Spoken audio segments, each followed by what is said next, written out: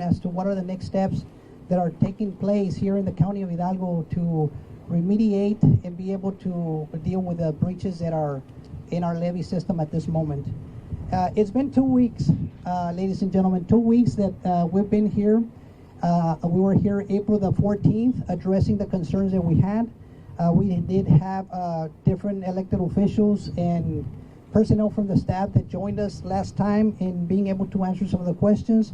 We're happy to be here again today to be giving you another update as to what is the forthcoming events or forthcoming work that is going to be coming up in the next few weeks to move forward in this process. So here with us today we have several elected officials who are working very diligently and working closely with the proper contractors and proper personnel from the federal government to be able to adapt to the issues we have with the breaches at this moment. So with us here today is a great friend of the county of Hidalgo, a great friend of the Rio Grande Valley.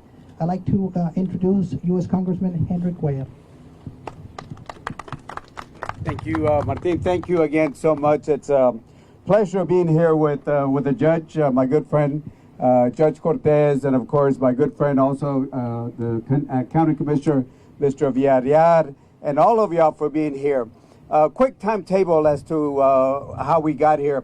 About 2 weeks ago, I want to thank, of course, the judge and the county commissioner for bringing this to the attention of the officials that this was important to put this back again. And they did a very good job at making sure people understood that when they stopped the funding for the wall, or at least the process itself, put a hold, it stopped everything here, including what we're seeing over here. They left some of the openings for here in the levees.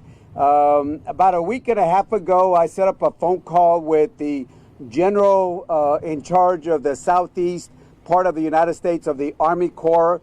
He had the Galveston office and he had the Fort Worth office, where both the judge, the county commissioner, myself had a conversation. What we heard at that time was not very good, because they basically said, well, it's going to take, once we get the order, it's going to take 2 to 4 weeks to put all the contractors back, and then it's going to take 6 to 9 months to put it back again. At that time, I think all three of us were in shock at this bureaucratic, without due respect to the Army Corps, but a bureaucratic answer that it would take 6 to 9 months to put it back again. From there, as you know, we did make the request of the general to please send this up to the Secretary of Homeland, to the Secretary of Defense, and to the White House, that we were not very happy. And I can tell you that the judge and the county commissioner were very eloquent and forceful to say that we were not going to be waiting around for 6 to 9 months, especially as the hurricane season was going to come around the corner. Today we had two news. One is that, well, let me go back one more step. On Friday, you saw I was on the phone with Shalanda Young, which is the new OMB director, and she was telling me, by the way, later on today, you will get a notice that that they are going to be working on the levees on that. That was on Friday. A little bit after that, a couple hours later, they put out the statement that they were going to be working on the levees itself. Today, two things happened. Two things happened today.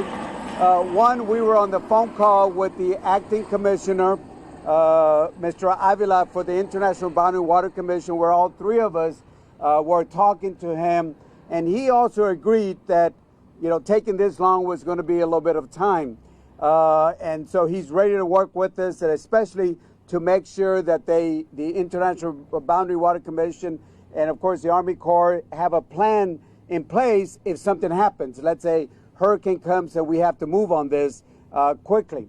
Then, of course, today we also got the good news, and is what you see behind us right now, and you see workers. And you got, I think it's a couple, and I'll let the commissioner and the judge talk about this, is basically a couple companies already working on putting the levees back, and that is the good news.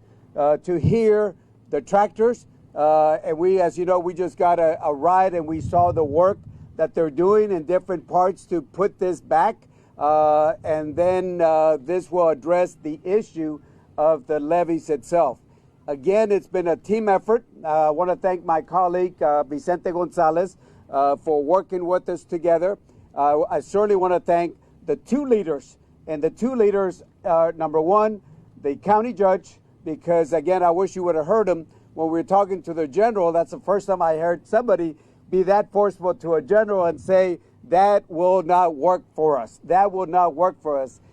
And also the county commissioner that was, again, very forceful and eloquent, both of them fighting for the commission, for our communities. And from there, the instructions were very simple. Send it up the chain and tell them that Hidalgo County is not happy. And if we're not going to do that, we will go ahead and take the steps. As you know, the county judge also said that if it was going to take that long, that the county was going to go ahead and start doing the work itself. So the messages were going out there that the county was going to do this work. I also, as you know, we had deadlines in the Appropriations Committee, and last week I put language and monies up to $10 million that will be used to reimburse the county if the county had to do this work. And certainly I know that the county was not going to take 6 to 9 months to get this job done.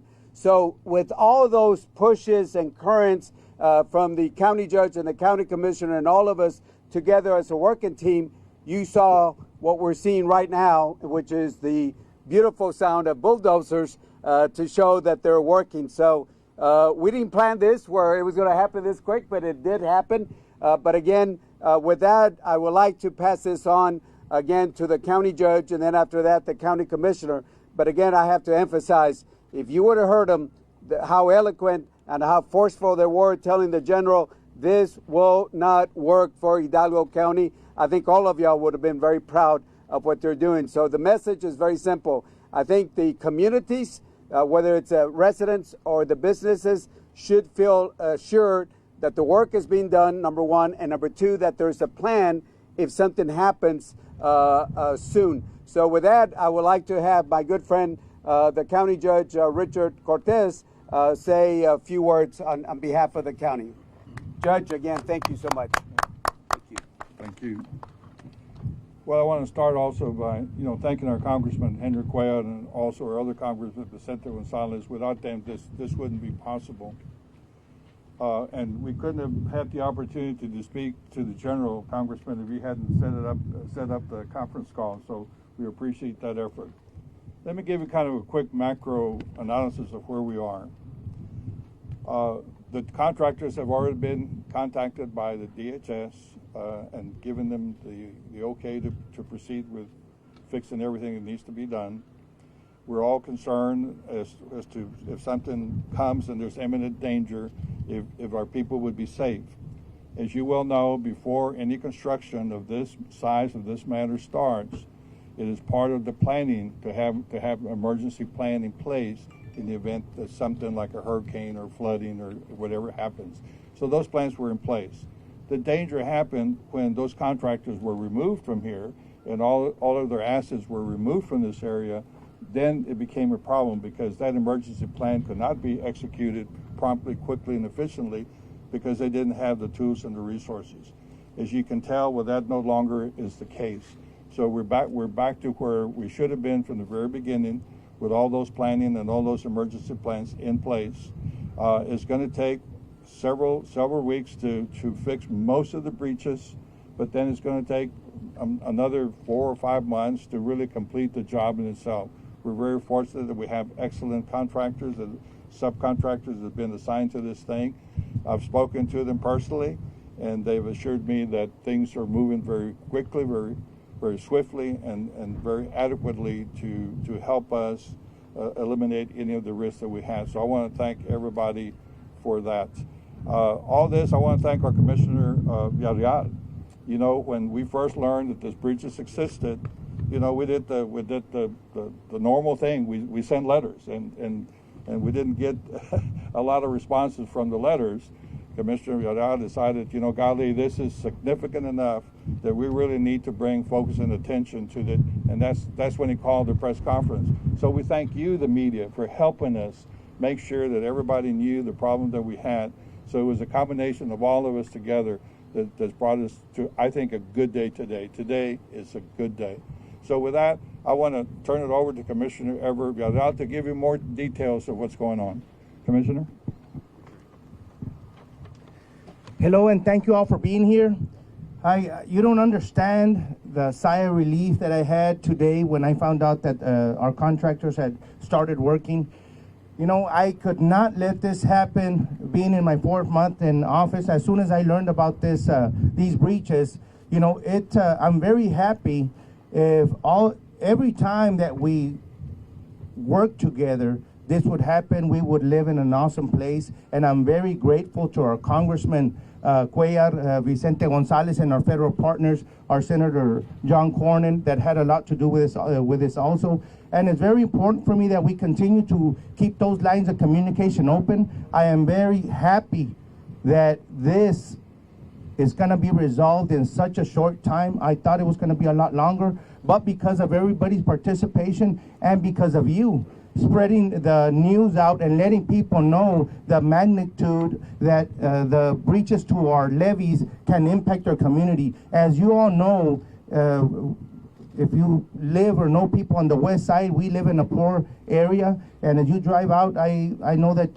maybe you found out about an incident that happened about a week ago when we had a resident's home burned down. Obviously, it was not his fault. It was by a fire, an illegal fire that was started in another property, and he did not have insurance. The majority of our people do not have insurance, so a flood not only would impact their lives, but will also impact their properties.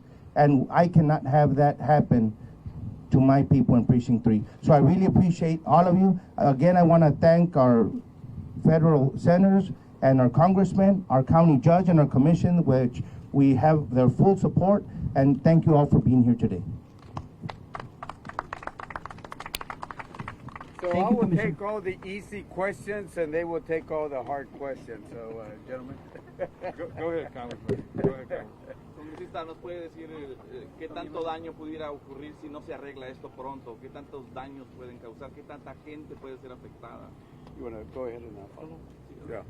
Bueno, lo que estamos viendo aquí es que puede haber la posibilidad de daño no nomás a la vida de las personas, pero también a los negocios o las viviendas de las personas. Eso es algo que es importante porque cuando tuvimos la oportunidad de hablar con el general que está encargado de la 4ª parte de los Estados Unidos del Army Corps, fue algo que es importante que no nomás hablamos con ellos, pero también lo mandamos videos que ellos pusieron y ellos vieron los videos y después lo dijeron a mi oficina que estos videos fue muy importante porque vieron la posibilidad que es algo que puede hacer daño no nomás a la propiedad, pero también a las vidas de la gente.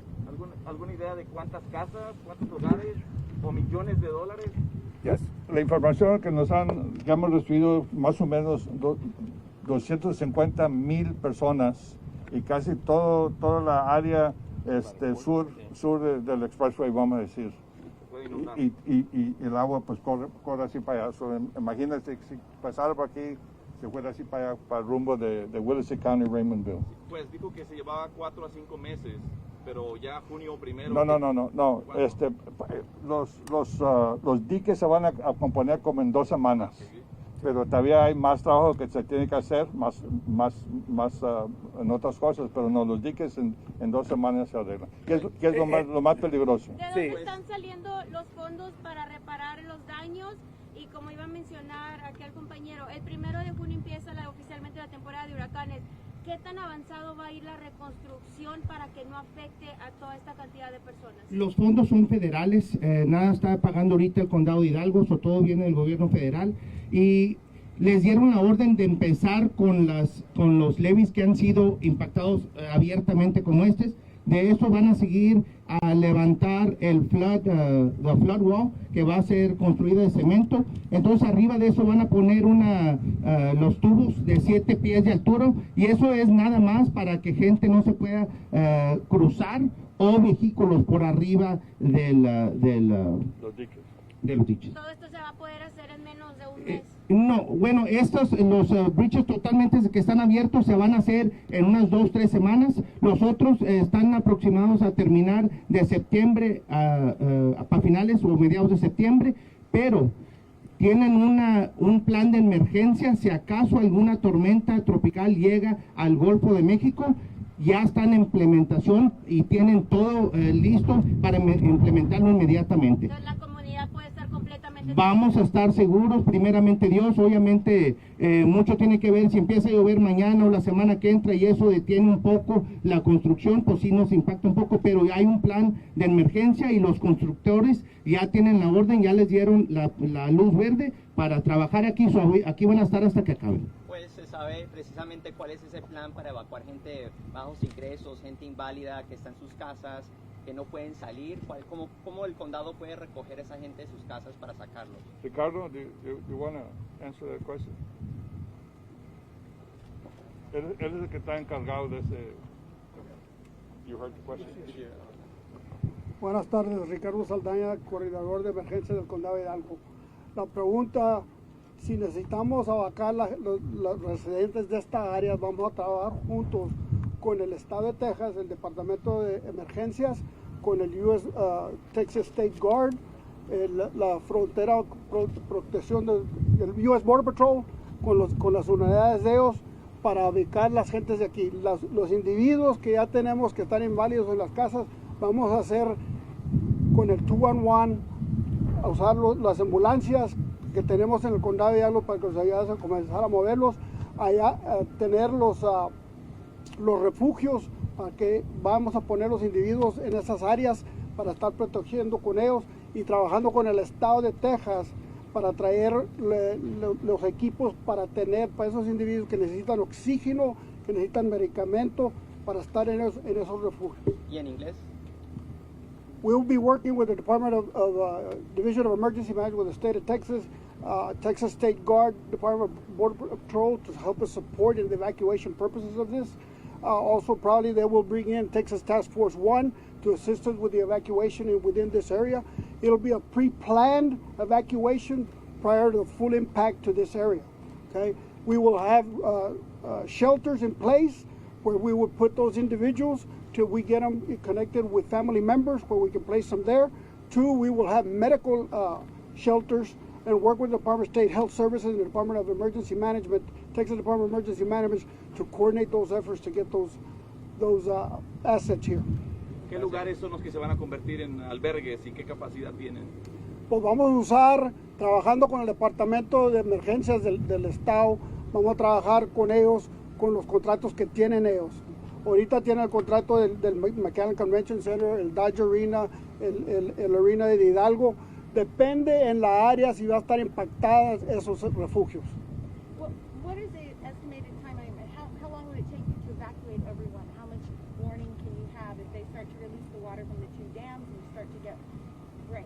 Well, once we get notification that those dams are overflowing and they're going to start releasing water, and these levees are not repaired by then, it takes at least a week for that water to come down the Rio Grande to get to our area. That's what transpired back in 2009 when the dams were overfilling. It took about a week before that water came down from Falcon to our area. So we have at least 7 days to start preparing for that. We'll be in constant communications with the U.S. Water and Boundary Commission to letting us know the impact that we're going to have from those rains. The only thing that and they're also in constant communications with our partners in Mexico regarding the dam releases up in that part of the area. And as a follow-up to Congressman Cuellar, you helped to appropriate $10 million to reimburse the county, but how much is this construction going to cost, and who is actually doing it and being paid? Well, it is federal dollars, and one of the things that we're going to find out if it's, and I guess this time it really doesn't matter, but we will find out if it's money coming from the Department of Homeland or whether it's money that's also going through the Army Corps. I assume this will be the Homeland Security dollars on that. The monies that I put there, it's that I requested, because as you know, we do that later on, was a reimbursement provision, just in case, because the first conversation we had was that it was going to take 6 to 9 months. So I said, well, I think it'd be better for the county. The county can move a lot faster, so we will do a reimbursement. So we always like to have Plan A and Plan B. Plan A, apparently, it looks like they're moving on this rather quickly, and it's certainly a good day to have it. And just to make sure, there are different timetables. The first one, a couple weeks, we're hoping that they will get rid of the immediate risk. That is, cover what needs to be covered. And then the more substantive work that the commissioner talked about, that will be a little longer. In between that, as you heard, the county's ready to work with the state, and they have a plan. We spoke to the acting commissioner of the International Body Water Commission. He also will be involved. He's aware of this. All three of us had a conversation with him today. Certainly the Army Corps knows. And so I think all the agencies understand that there could have been an immediate danger to property and to life. And as I mentioned, they have moved on this. And I certainly want to thank the Biden administration for moving on this quickly itself, instead of the original 6 to 9 months to get this done. ¿El dinero federal que está saliendo es exclusivamente para este proyecto o se está sacando de algunas otras partes? Bueno, como sabemos ahorita, estamos ahorita en una decisión. El dinero que se vino del Departamento de Defensa se va a regresar. El dinero que se puso para el muro aquí de parte del Homeland Security, ese es algo que vamos a tener un debate en el Congreso. Nuestros republicanos todavía quieren el muro. Nosotros no queremos el muro, pero ahorita queremos arreglar lo que estamos viendo ahorita, y eso va a ser algo que esperamos poner más dinero a la tecnología para tener la seguridad en la frontera. Pues el dinero va a ser reembolsado, pero ¿de dónde sacó el dinero en este momento el condado para que pudieran iniciar lo que es la reconstrucción? No, este es dinero que el gobierno federal está pagando. El reimbursement era el plan B, que yo pues voy a tratar de dejar ese dinero porque nunca sabemos lo que pasa, pero esto es no con el condado, pero se va directamente con el Departamento de Homeland Security y los contractors aquí. En cualquier momento ellos pueden poner un alto a las reparaciones. Bueno, lo pueden hacer, pero no lo van a hacer. ¿Y congresista, se sabe cuánto va a costar las reparaciones o todavía no sabe? Todavía no. Ahorita estamos en un tiempo muy interesante en el Congreso. Como dije, hablé con Shalanda Young, que es la persona encargada del OMB, que va a ser la persona que está haciendo el presupuesto de parte del presidente. Hace un mes pusieron el skinny budget, que es el propuesto, pero en mayo van a tener algo con más información, y esperamos en ese caso tener más información qué van a hacer con los más de $1 billón que se puso en el Departamento de Homeland, porque como digo, todavía hay republicanos que quieren el muro, y esperamos tener un buen debate donde no vamos a tener el muro y el dinero se pone en la tecnología, en otras maneras de asegurar la frontera. Congressman, before this came to be resolved, the Army Corps of Engineers had said they're basically awaiting word, right, from DHS to get this going. Were you in contact with DHS? Do you know what was sort of the holdup on that end? Yeah, part of it has to do with the order that the president put when he put a pause. From there has been some follow-up that we have sent letters on. Part of it is, what are you going to do with the Homeland dollars? How are you going to use that? Also, are you going to talk to the Department of Justice so they can stop some of the lawsuits also? There's still some follow-ups that we need to do, but the important thing is that President Biden put a pause, and that gave us sufficient time to move on what we need to move on here. This right now, there are some questions that we'll get probably by later on this week. I can get you all that information by tomorrow. Get your information. I'm sure Sandra will call me on this, but we will get you the information as to where the money's come and get you a lot more detail. This was a pleasant news that we got, all of us here today. The judge, the county commissioner, and I are very, very happy because we were going to be having a press conference on, hey, this is where we are. We expect to do that. Maybe have the county take the steps and do the reimbursement that we talked about. But they started, so it's early Christmas for us here. Is this the only place they started? You took a helicopter tour. Can you describe what you saw? Yes, and I'll let the county commissioner and the judge, because they know Hidalgo a lot better. But there's, I think they got 2 different companies that are working on it. So they're working on different sites. So it's not only here, and they got different sites that they're working on. I'll let the judge, because he can pinpoint the areas. Let me try to clarify things. Okay, there's 2 areas to fix. One, there is a gap in the levee. Okay, and the other one, they shaved off. Let's say, look at a bell. Visualize a bell, the levee, and they shaved off, let's say, 1/3 of it or 1/2 of it. So the levee is still there, but it's not at the strength that it was once before, because they had to shave it off to be building this border wall. In 2 weeks, according to what the contractors are telling me, and I had already talked to other people, our local people, that it would probably take as quick as 2 weeks to fill in the gaps in the levee. The rest of it is going to take longer because it's a little more complicated construction. In answer to her question, in an emergency, okay, and we believe this was an emergency because the potential of affecting 250,000 people and all the businesses and the houses in this area, to me, that's an emergency. We would have used some of the savings that the county has. That's the reason that government should have a savings account, and we have a fund balance. We would have used these funds for that purpose. We were hopeful, and you and Congressman Cuellar acted very, very quickly to make sure that the government would reimburse us in the event that we should spend that money. So today is a good day. Today is a good day. I'll turn it over to Commissioner Cuellar.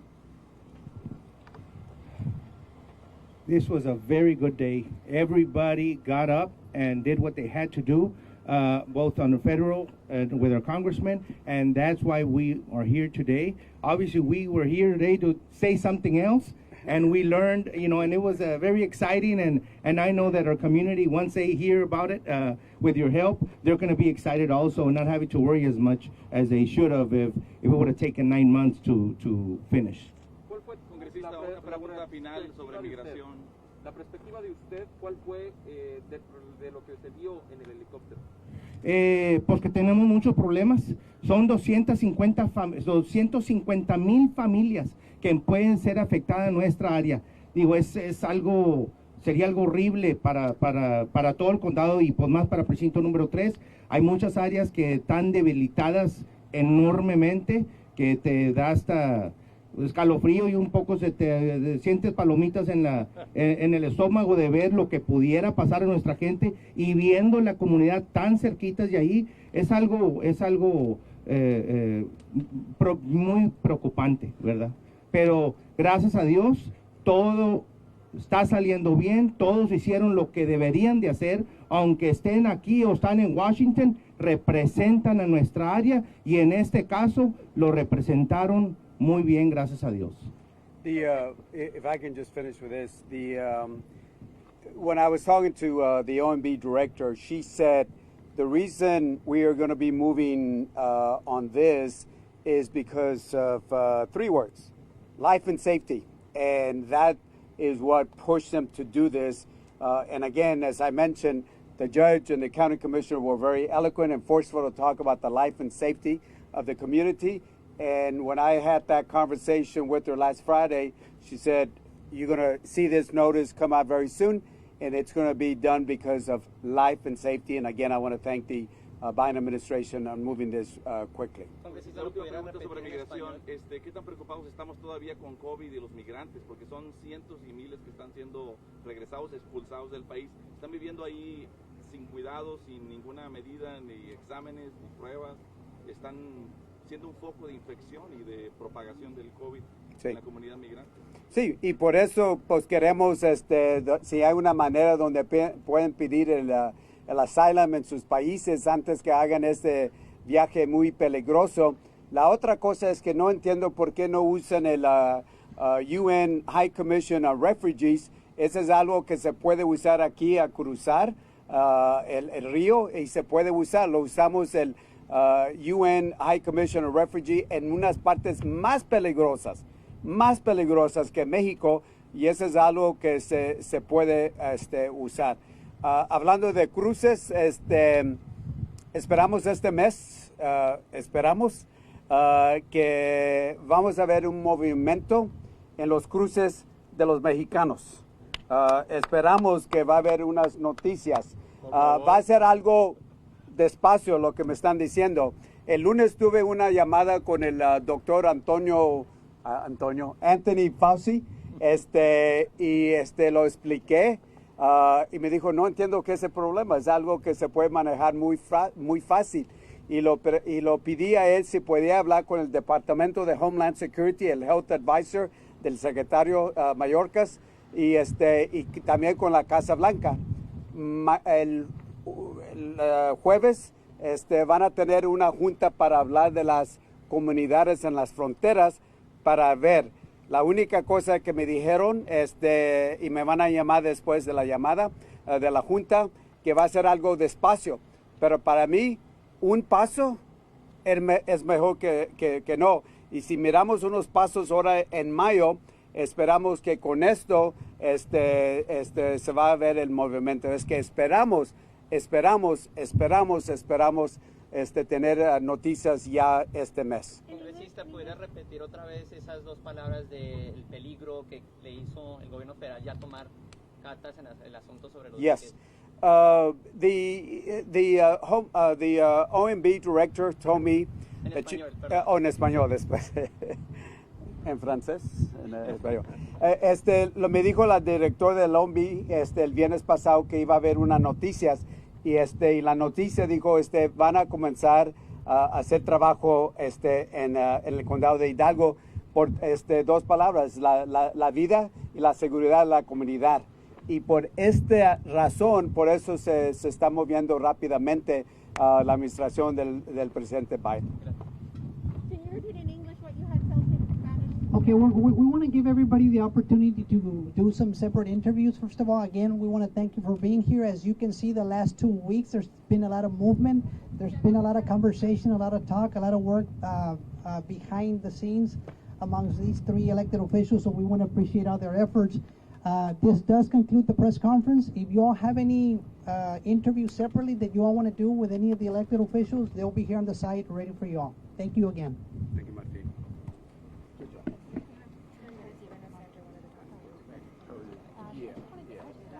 Yeah, I gotta. Then after that, I gotta. 5 minutes. Awesome. And I was wondering, did you figure out the legalities on working on this? No, I have not received any legal opinion from our attorneys whether we could have done it or not. But to me, I would have risked it anyway. I would rather ask for forgiveness than permission, because we were in a dire situation. As you can see right here, this would be devastating. We live in the Delta area, in the Delta here, and we're succumbed to flooding. That's why these levees are here.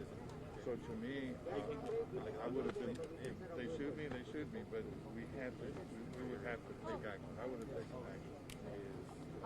I just want clarification. There's mention that the levee was reached at 4:30. Guys, there's water in the cooler. If you guys need water from Is he right? yeah, that's right.